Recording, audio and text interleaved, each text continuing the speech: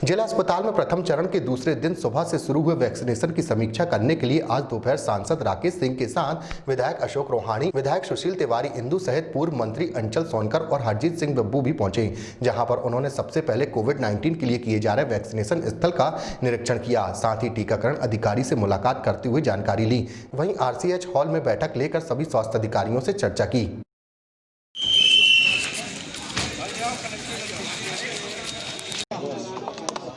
आज मैंने और मेरे साथ हमारे जबलपुर के जनप्रतिनिधियों ने, हम सभी ने विक्टोरिया हॉस्पिटल में टीकाकरण होते हुए अपनी आंखों से देखा और हमें गर्व होता है कि हम उस देश में रह रहे हैं जिसका नेतृत्व माननीय नरेंद्र मोदी जी के हाथों में है।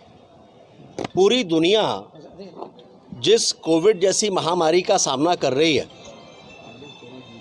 माननीय मोदी जी के नेतृत्व में पूरे देश ने न केवल लॉकडाउन के दौरान कोविड से लड़ाई लड़ी, संघर्ष किया, अपना और अपने परिवार के लोगों का बचाव किया, और वहीं माननीय प्रधानमंत्री जी के आह्वान पर हमें गर्व है इस बात का, अपने देश के वैज्ञानिकों पर भी, कि माननीय प्रधानमंत्री जी के आह्वान पर इतने कम समय में देश के भीतर ही ये वैक्सीन तैयार कर दी कोविड से लड़ाई लड़ने के लिए, कोविड को समाप्त करने के लिए। और आज वही स्वदेशी वैक्सीन कोविशील्ड आज देश में सभी जगह पर लगना प्रारंभ है।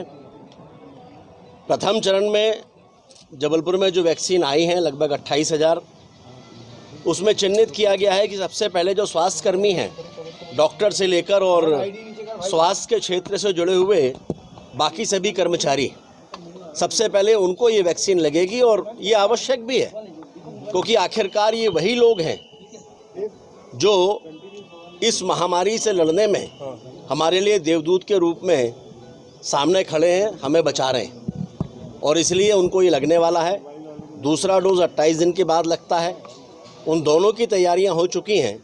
इसके बाद हमारी दूसरी वैक्सीन भी जो स्वदेशी ही है वो भी सामने आने वाली है, और उसके बाद जो क्रम माननीय प्रधानमंत्री जी और माननीय मुख्यमंत्री जियों ने तय किया है, उस क्रम के अनुसार लोगों को वैक्सीन लगना प्रारंभ होगी।